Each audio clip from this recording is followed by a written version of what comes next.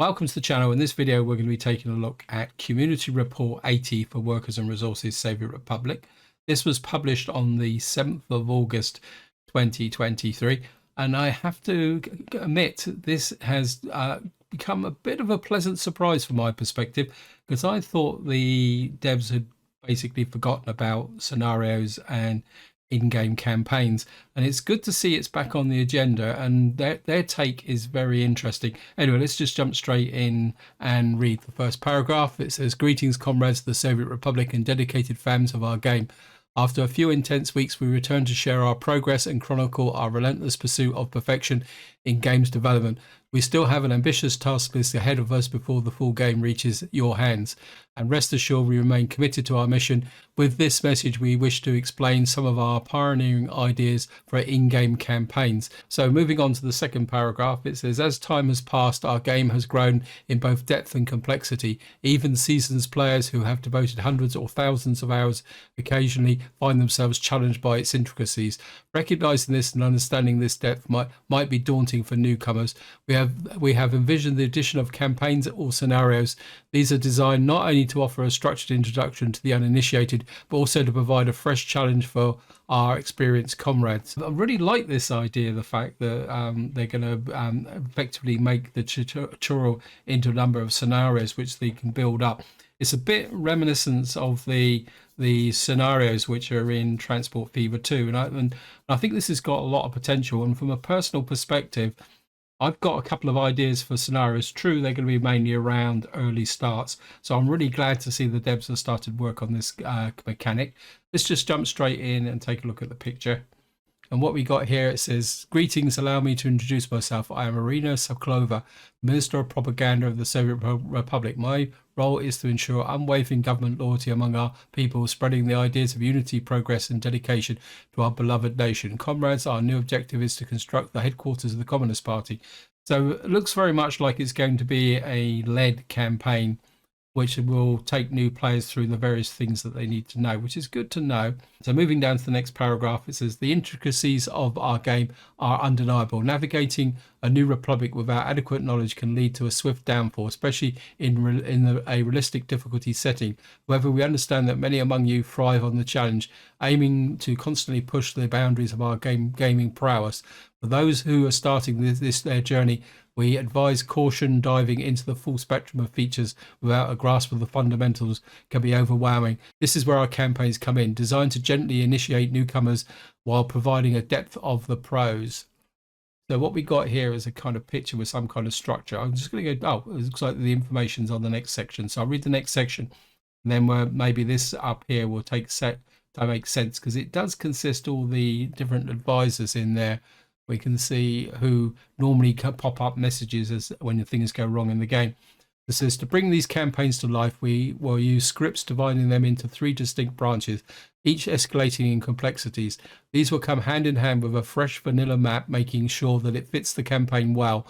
While it might be tempting to integrate these campaigns into your existing game saves, we have opted against this feature for now to maintain the integrity of the campaign settings. Each campaign builds upon its predecessor. Only by mastering one can you unlock the challenges of the next, ensuring a progressive and rewarding experience."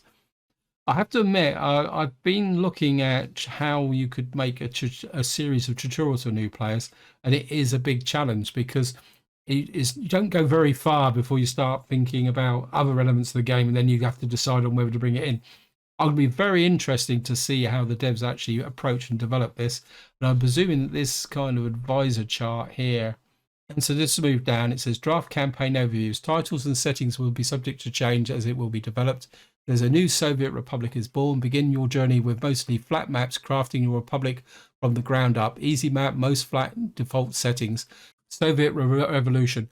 Communist Party rises to power in a populated country, and it needs to balance internal development and external demands. Map with existing towns, more difficult terrains, medium or hard settings." Then it says, "Soviet Far Horizons ventured into the uncharted territories with rich natural resources, fully supported by the Soviet Union, striving for self-reliance, hardest settings with realistic mode on. So I think that gives a very broad spectrum of the various levels of introducing new players. A very basic start, which I'm by what they're saying mainly is easy map settings. I'm just guessing that they are with none of the mechanics actually working. I'm quite interested in the kind of the last one, Soviet Far Horizons.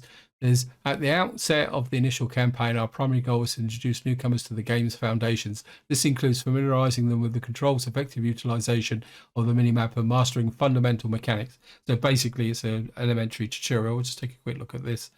And yeah, basically on the left-hand side here, we got a drop down that's talking about the map tools and map controls.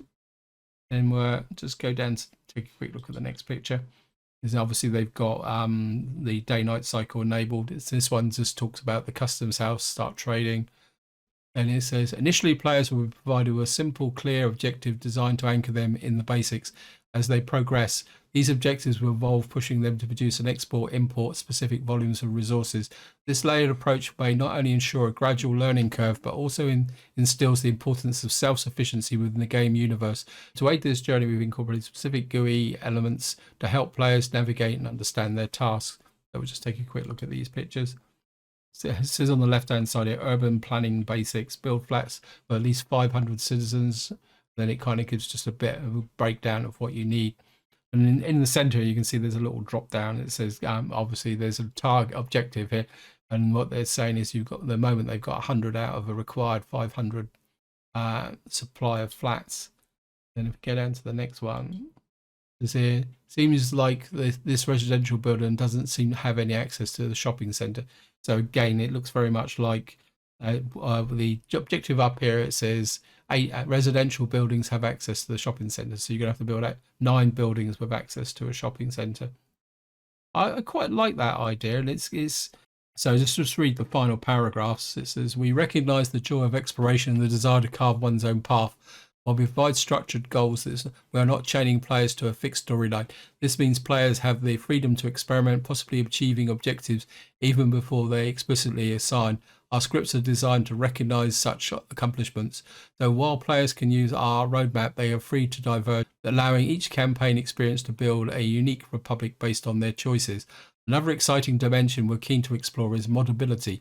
We envisage a platform where modders can craft their own campaigns, missions, and objectives. Our current focus is still on basics, so we need to wait a while to get the framework for custom scripts ready.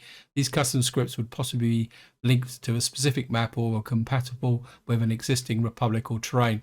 While we're still deliberating on the details, the potential for this feature is immense. Yes, that's the paragraph I wanted to see. As I said, I've got a couple of ideas for scenarios with respect to an early start. And of course, what this does is open up the possibility of having requirements for being able to export certain amounts during the course of a campaign, even for on hard level. Another one that some of you guys might not appreciate is whether you'll be able to use scripts to affect the availability of certain products. So kind of extend the what you would call the big disasters.